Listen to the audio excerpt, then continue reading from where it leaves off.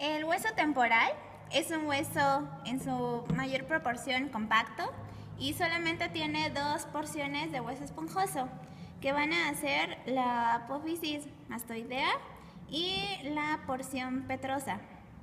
Este hueso se ubica inferior, lateral y medialmente. Va a tener dos vistas desde las que se podrá estudiar, una vista exocraneal y una endocraneal. Este hueso es un hueso compacto y en las regiones que será un hueso esponjoso serán la apófisis mastoidea y la región petrosa.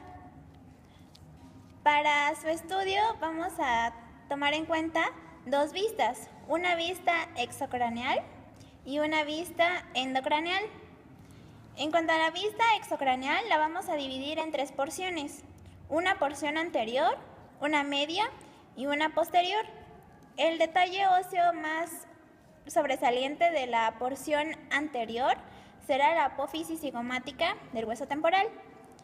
De la porción media, un detalle óseo es el foramen del conducto auditivo externo. Y en cuanto a la porción posterior, tenemos a la apófisis mastoidea.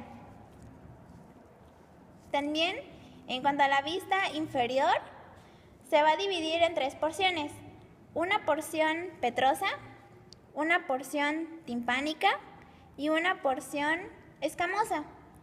La cara intracraneal se va a dividir en dos porciones, una porción escamosa y una porción petrosa.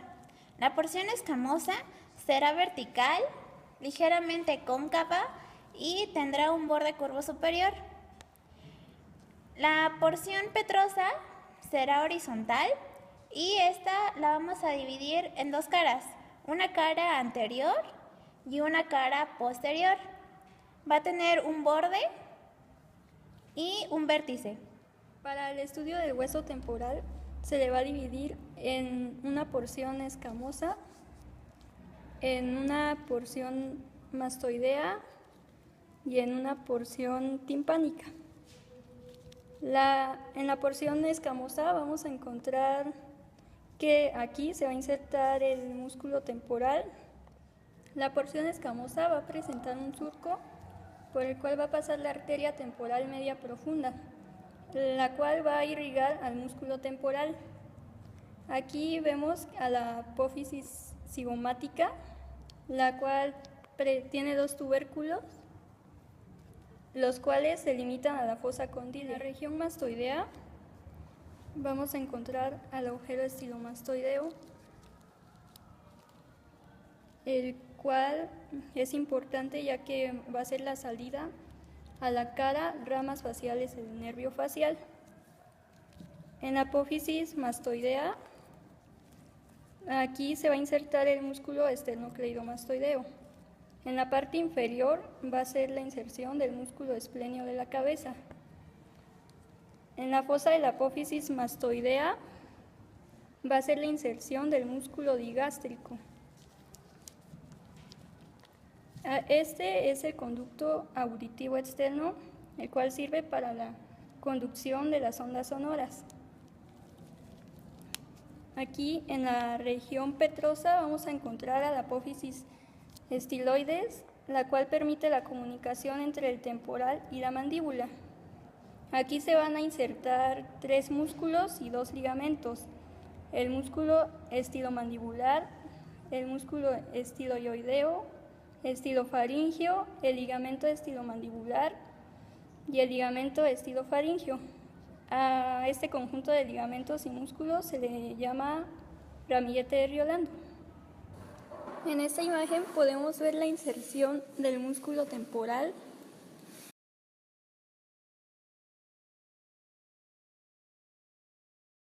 también la inserción del ramillete de Riolando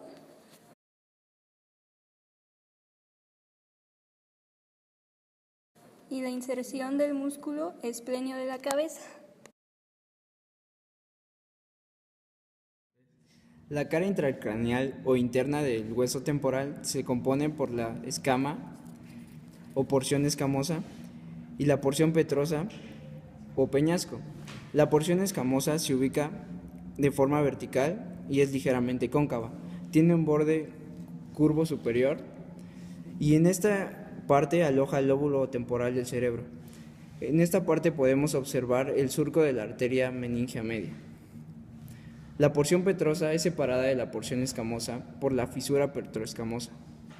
Esta porción presenta una cara anterior, un borde, una cara inferior y un vértice. En la cara anterior se dispone de forma horizontal y en ella se encuentran de lateral a medial y de atrás hacia adelante el techo del tímpano, la eminencia arcuata, que es una saliente redondeada formada por el conducto semicircular anterior. Se encuentra el hiato del conducto para el nervio petroso mayor y el hiato del conducto petroso menor. En ellas van los nervios del mismo nombre, los nervios petrosos. Anterolateralmente encontramos la impresión trigeminal, donde se ubica el ganglio del nervio trigémino.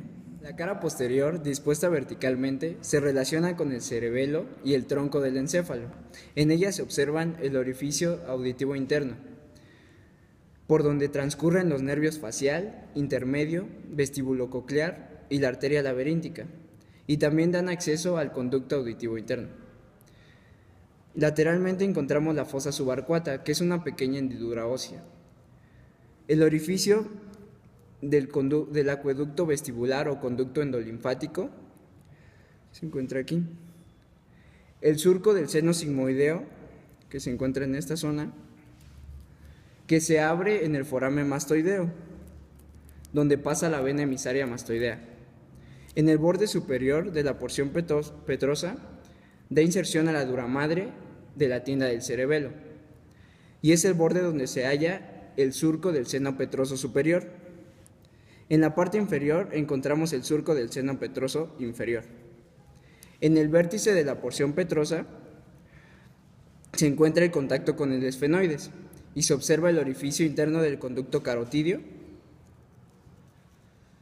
Y entre el vértice del esfenoides y el vértice del temporal se crea el foramen lacerum o rasgado anterior, por donde pasa el nervio petroso mayor. En esta imagen podemos observar el recorrido de la arteria carótida dentro de la porción petrosa. También podemos observar la distribución de los nervios dentro de la porción petrosa.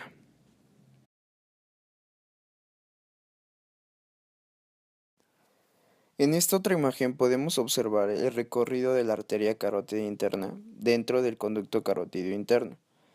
También podemos ver el conducto auditivo interno, donde transcurren diversos nervios antes mencionados. Y por último vemos la distribución del oído externo, oído medio y oído interno, donde el conducto auditivo externo, el oído medio y el oído interno se encuentran dentro de la porción petrosa del hueso temporal.